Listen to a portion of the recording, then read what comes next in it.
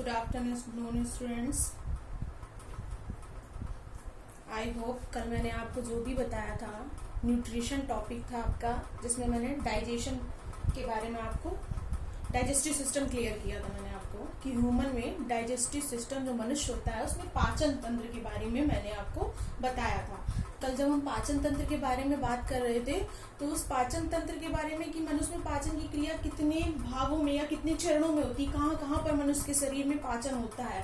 तो जब ये चीज हम डिस्कस कर रहे थे कल, तो उसमें से हमारे मुख गुहा का पाचन जब आया था तो वहां हमने देखा था मुख गुहा में पाचन में आया था हमारा ह्यूमन टीथ के बारे में, मनुष्य के दांतों के बारे में आया था कि मनुष्य के जो दांत होते हैं जब मुख गुहा में भोजन प्रवेश करता है तो वहां दांतों के द्वारा भोजन पिस जाता है, उसके बाद लार से वो मिल जाता है। ठीक है, तो ह्यूमन टीथ या मनुष्य के दांतों के बारे में हमें कुछ और चीजें आज जाननी है कि इन्हें विषम दंती क्यों कहा गया है, इनकी संरचना कैसी होती है, ये सारी चीजें आज हम क्लियर करेंगे। तो हमारा टॉपिक है आज का ह्यूमन टीथ, मनुष्य के दांत। तो देखिए हमने सबसे पहले यहाँ पे डायग्राम बना के रखा हुआ है ह्यूमन टीथ के बारे में। सबको पता है कि जो मनुष्य के दांत होते हैं वो जबड़े में लगे होते हैं, जबड़े में हमारे दांत धसे हुए होते हैं। ठीक है, और इनकी कुल संख्या हमको मालूम है कितनी होती है, 32 होती है। टोटल 32 दांत पाए जाते हैं। कल हमने आपको बताया था, एक बार फिर से रिमाइंड कराते हैं कि जो मनुष्य के दांत होते हैं ठीकोडांट कहलाते, गर्ददंती या उन्हीं को बोलते हैं गर्ददंती या ठीकोडांट। विषम दंती मतलब अलग अलग प्रकार के होते हैं, तथा द्विबार दंती।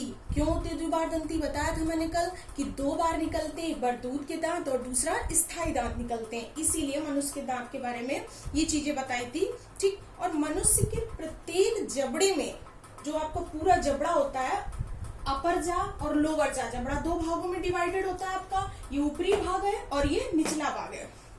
ठीक, प्रत्येक जबड़े में आपके 16 दांत होते हैं और कुल इनकी संख्या हो जाएगी, जब प्रत्येक जबड़े की बात करें मतलब ऊपरी वाले जबड़े में और निचले वाले जबड़े में, तो इनकी संख्या कितनी हो जाएगी जाके 16 + 16 हो गया आपका 32 टोटल। यहाँ पे यहाँ देख सकते हैं आप कि मैंने काउंटिंग कर रखी है 1 2 3 4 5 6 7 8 9 10 11 12, मतलब पूरे 16 दांत मैंने बना रखे हैं कि यहाँ 16 संख्या ऊपरी जबड़े में, ऊपरी भाग में, और नीचे वाले जबड़े में भी 16, इसलिए हमारे 16 दांत होते हैं जाके। ठीक है, अब ध्यान यहाँ देंगे कि जो दूध के दांत होते हैं, हमने लिखा है दूध के दांत, उनको हम बोलते हैं या तो मिल्की टीथ भी बोलते हैं या उनको कह सकते हैं प्राथमिक दांत, क्योंकि सबसे पहले जो हमारे दांत निकलते हैं उन्हें, जो दूध के दांत होते हैं उन्हें हम प्राथमिक दांत बोलते हैं।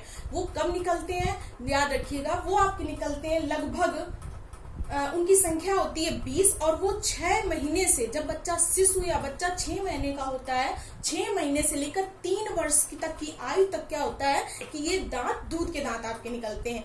और धीरे धीरे जब ये दांत गिर जाते हैं, हमारे दूध के दांत जो गिरने लगते हैं, उसके बाद ही तो हमारे स्थायी दांत निकलते हैं।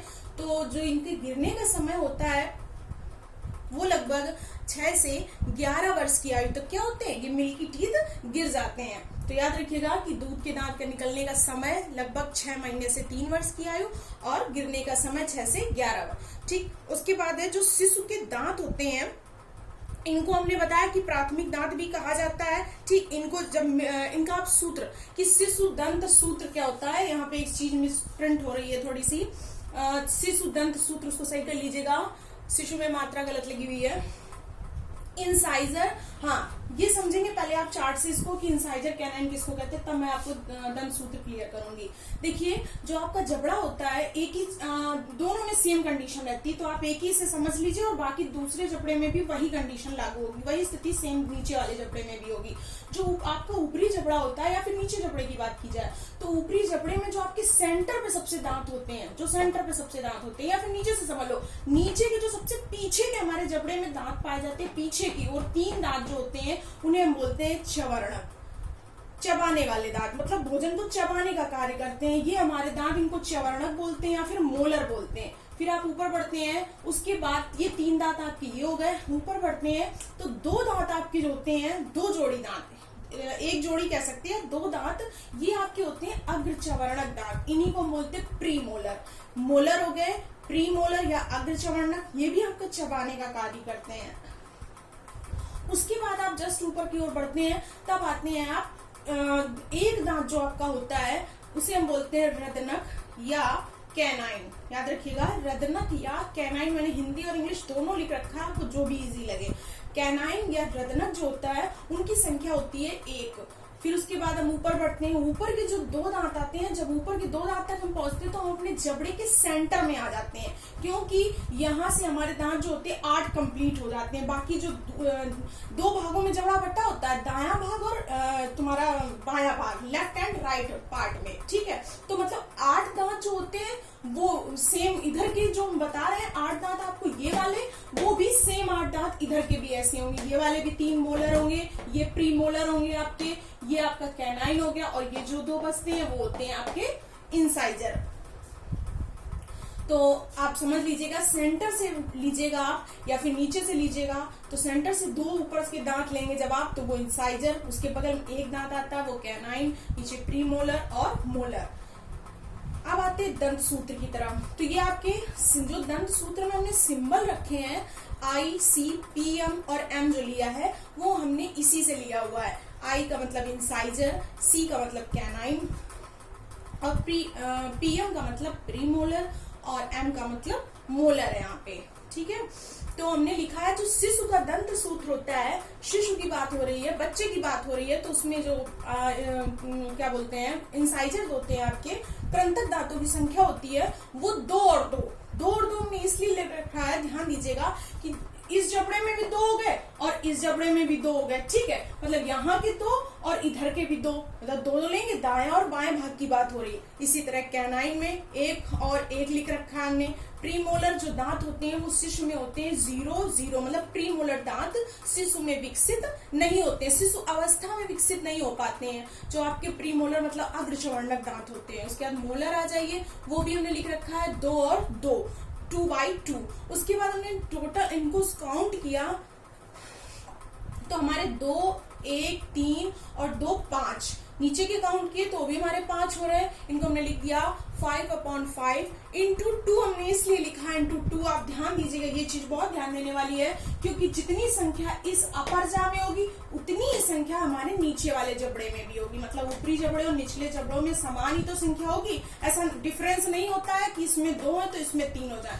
जो यहाँ कंडीशन होगी वही कंडीशन यहाँ पे होगी। तो इसलिए मैंने, या फिर इसको इस तरीके से भी लिख सकते हैं, हमने लिखा है अथवा करके 2102/2102 इंटू 2, मतलब 2 का गुणा आपको करना ही करना है, क्योंकि 2 बार या तो आप काउंट करिए इनको या फिर आप 2 का गुणा कर देते हैं। तो हमारी संख्या आ गई यहाँ पे टोटल 20। ध्यान रखिएगा। अब बात करते हैं मनुष्य के जो स्थायी दांत होते हैं, मतलब परमानेंट टीथ। तो याद रखिएगा, जो परमानेंट टीथ होते हैं हम उनको द्वितीयक दांत भी बोलते हैं, सेकेंडरी टीथ भी बोलते हैं। क्यों बोलते हैं? इसलिए बोलते हैं क्योंकि ये प्राथमिक के बाद निकलते हैं, इसलिए बोलते हैं। सेकेंडरी टीथ की बात करें तो हमने उसका भी फार्मूला लिख रखा है, इंसाइजर 2/2, कैनाइन 1/1, ये सारे सिंबल है। अभी हम आपको फिर से रिमाइंड करा रहे हैं। इंसाइजर का आई का मतलब इंसाइजर, सी कैनाइन, पीएम का मतलब प्रीमोलर, एम का मतलब मोलर मतलब चवर्णक। तो यहाँ हमने लिख रखा है इनकी संख्या कि इंसाइजर, आप ध्यान दीजिएगा जरा सा, इसमें डायग्राम में इंसाइजर कितने हैं आपके, ये 2 हैं आपके, 2, ठीक है, 2 ये हो गए और यहीं से 8 खत्म हो गए। 8 ये अगला भाग इधर चालू हो गया, ये आपका दायां भाग हो गया और ये बायां भाग हो गया। तो बाएं भाग में भी 2 इंसाइजर हो गए, इसीलिए 2/2 लिखा हमने, ठीक। उसके कैनाइन की बात करते हैं तो ये देखिए इंसाइजर हो गया, कैनाइन 1 इधर, तो मतलब 1 इधर ये भी जाएगा, ठीक है, सॉरी ये जाएगा। उसके बाद प्रीमोलर की बात करते हैं जब हम, तो 2 ये जाएंगे और 2 ये जाएंगे, ठीक है। उसके बाद आता है आपका लास्ट में मोलर। मोलर भी कितने आपके जा रहे हैं? मोलर आपके जाएंगे 3 जाएंगे, 1, 2, 3 ये लिख रखा हमने 3। तो यहाँ भी 3, 1, 2, 3 हो जाएंगे आपके। तो उसी तरीके से जब यहाँ 8 ये हो गए, ये टोटल 8 हो गए आपके, और इधर भी 8, इधर भी 8, इधर भी 8, तो 8, 8, 8 कितना हो गया? 32। टोटल आपका 8, 8, 32, मतलब 8, 8, 16, ठीक है। 16 और 16 प्लस कितना हो गया? 16 + 16 32 हो गया आपका। इसी तरह इसका भी फार्मूला बन जाएगा आपका। तो जब ये पूरा फार्मूला तैयार होता है तो उसमें याद रखिएगा कि कुल अगर आपसे इंसाइजर दांतों की संख्या पूछी जाए तो आप बता सकते हैं 8। 8 हमने क्यों लिखी? 2 ये हो गए और 2 ये बाएं भाग के हो गए, 2 2 4, इसी तरह 2 ये वाले दांत और 2 ये वाले, मतलब 8। यही हमने काम कैनाइन में किया है कि कैनाइन वहां 2 हो गए ऊपर, नीचे इधर के 2, निचले जबड़े के 2 हो गए, तो ये 4 हो गए। और यही काम हमने प्री मोलर और मोलर में भी किया है। ठीक है, तो मेरे ख्याल से आपको समझ में आ गया होगा फार्मूला वगैरह, इस पे थोड़ा सा ध्यान दीजिएगा तब ये समझ में आ जाएगा, और आप डायग्राम की हेल्प ले सकते हैं, उसमें से आपको बेटर समझ में आ जाएगा। फिर बात करते हैं कि जो आपके इंसाइजर ये टीथ होते हैं, ह्यूमन टीथ, इनका वर्क क्या होता है। तो जो इंसाइजर टीथ होते हैं हमारे, तो जो जबड़ा होता है हमारा, ये सब इंसाइजर जो टीथ होते हैं वो सबसे आगे की ओर होते हैं।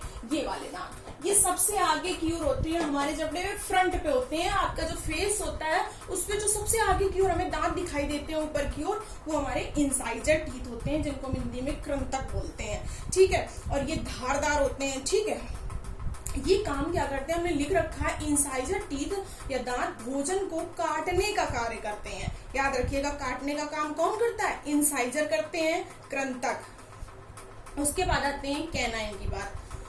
तो जो कैनाइन टीथ होते हैं ये इंसाइजर के ठीक बगल में पाए जाते हैं। देखिए इंसाइजर हो गया ये आपका, उसके ठीक कौन आ रहा, कैनाइन आ रहा। वैसे ये इंसाइजर हो गया, ये कैनाइन आ रहा। मतलब ये काम क्या करते हैं, बहुत ही नुकीले होते हैं। आप अपने जब मुख गुहा को एज्यूम करेंगे तो देखेंगे कि इंसाइजर के ठीक बाद आप पा रहे होंगे कैनाइन, जो नुकीले दांत होते हैं। इनका काम होता है, ये भोजन को चीरने और फाड़ने का काम करते हैं। जब कोई हम ऐसी चीज खाते हैं जो मांसाहारी जंतु होते हैं, तो उनमें कैनाइन टीथ ही हेल्प करते हैं। ठीक है, फिर बात करते हैं प्री मोलर और मोलर की। मोलर टीथ ये क्या करते हैं, ये भोजन को चबाने और पीसने का काम करते हैं। कौन सी टीथ, प्री मोलर और मोलर।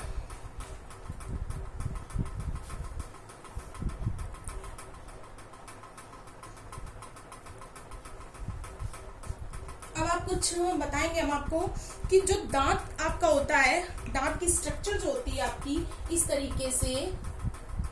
ठीक, ये दांत की स्ट्रक्चर,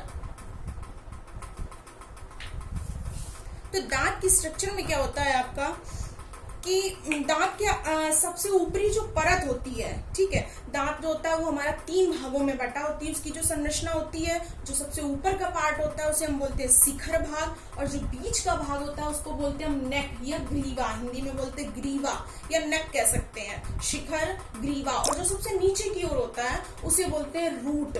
याद रखिएगा, जड़ जिसे बोलते हैं जड़, जो कि नीचे हमारी धसी होती है, एकदम जबड़े के अंदर तक लगी हुई होती है, बहुत अंदर हिस्से तक चली जाती है हमारी जड़। ठीक है, तो जो दांत के ऊपर, ध्यान दीजिएगा, दांत के ऊपरी भाग में जो शिखर भाग, जिसको हमने बताया कि दांत का जो ऊपरी वाला भाग होता है जिसे हम शिखर कहते हैं, उस भाग में क्या होता है, इनेमल।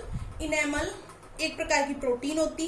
इनेमल का एक चमकीला स्तर पाया जाता है। ठीक है, देखा है, जो सफेद सफेद सी परत पाई जाती है हमारे दांतों के ऊपर, अपनी भाषा में कह सकते हैं, वो क्या करती है, ये इनेमल परत दांत को सुरक्षा प्रदान करने का काम करती है। और याद रखिएगा, बहुत पूछा जाता है क्वेश्चन कि मनुष्य के शरीर का सबसे कठोर भाग कौन सा होता है, तो ये आपका होता है पूरी बॉडी में इनेमल होता है। जो दांतों के ऊपर पाई जाने वाली इनेमल की परत होती है व्हाइट कलर की, वो सबसे क्या होती है, कठोर चीज, कठोर भाग कहा जाता है उसे। एक बार फिर से देख लीजिएगा आप, और कोशिश करिएगा इसको डायग्राम से समझने की, तो बेटर तरीके से आपको समझ में आएगा। Okay, thank you students.